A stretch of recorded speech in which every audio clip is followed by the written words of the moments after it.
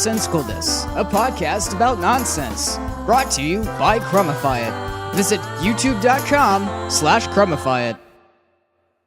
My cell phone had this great idea to go home and smell some of its leftover pizza sticks from the weekend's rowdy party that left the whole place in shambles. Whatever possessed my cell phone to do such a thing may never be revealed, but we went home, me being obedient to my cell phone, and smelled his pizza rolls. The second we opened the door of the fridge in which the rolls were kept, we noticed a small flashing green indicator monkey in the corner of the door. It said nothing for the longest time and just sat there and smiled smugly at us. We smiled somewhat lunatically back at it, and the flashing green indicator monkey became nervous.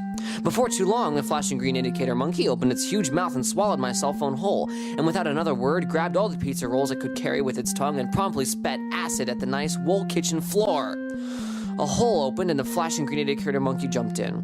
The hole closed before any of the 16 of us who were here only to smell the pizza rolls could say any more that Wapakoneta's own Uncle Joe had a yellow flying indicator monkey that looked kind of like that one there.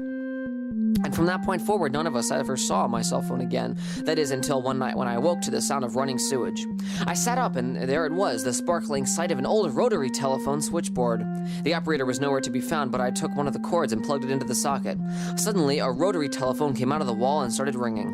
I picked it up, and water fell out.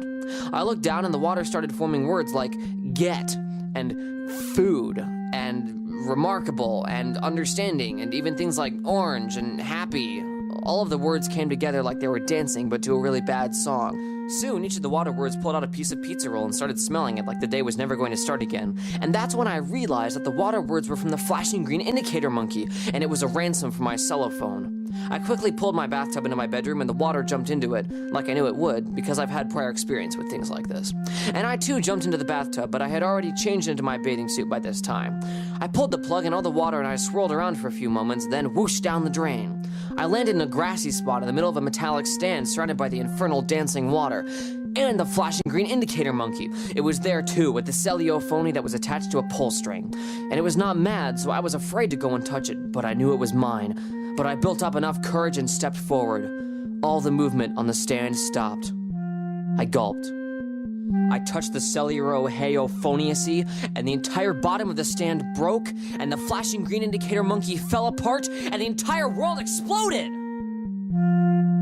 I died. The CP died. And then we came back to life in my bedroom, and we looked at each other, laughed, and I said, "Welp, that made no sense." For more nonsensical podcasts, visit youtube.com/Crumifyit or check out our blog at nonsensepodcast.blogspot.com.